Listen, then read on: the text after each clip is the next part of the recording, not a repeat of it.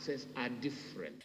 The parliamentary debate that has culminated into presidential assent into the NSSF Midterm Access Bill 2021 was on November 24th, when the Committee of the Whole House convened to discuss and pass the report of the Committee of Gender, Labour and Social Development on the NSSF Bill. What form of instrument do we want? Do we want to bring this administrative? The House voted to amend Section 24A of the Principal Act to allow workers who are 45 years and above and have served for at least 10 years to have midterm access of up to 20%, and those with a disability have access to at least 50% of their accrued savings. We are now saying that a voluntary member has unfettered access, meaning they can access up to 100%.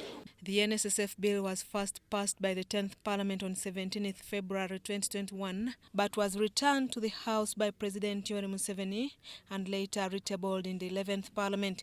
During the debate of the bill, MPs agreed that only mandatory contributors are eligible to midterm access, subject to their age and years of contribution, while voluntary contributors access their savings as and when they so wish, subject to prescribed regulations to be prescribed by the minister in consultation with the board. It will not apply to voluntary savers because their conditions of access are different. However, with the presidential assent to the bill, this means that the new law under Section 13A further grants the minister power to prescribe regulations in consultation with the board, the procedure of making voluntary contributions and benefits. A flashback by the Attorney General's submission on the floor of Parliament, he guided that whereas the voluntary contributors will not be subject to terms and conditions under Section 24A as amended, the procedures for them to make their contribution and access their savings will be regulated. Any statutory instrument which is made which exceeds the powers set in the principles or the sections of the law is null and void and shall not happen on my watch.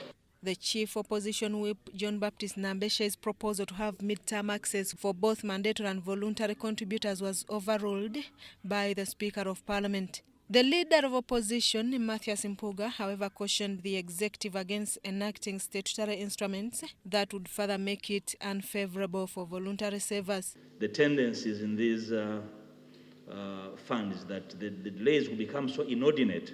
On the supervisory role of NSSF, Parliament also voted that the Minister of Gender takes the lead in handling social security matters, while Minister of Finance handles only financial and investment of funds. The new law, as assented to by the President, clips the power of the Managing Director by revoking his or her voting right as an ex-officio member of the board to avoid conflict of interest. As past Section 13A of the new NSSF Act provides a tough deferment penalty to employers who deduct a voluntary contribution and fail to remit to the fund.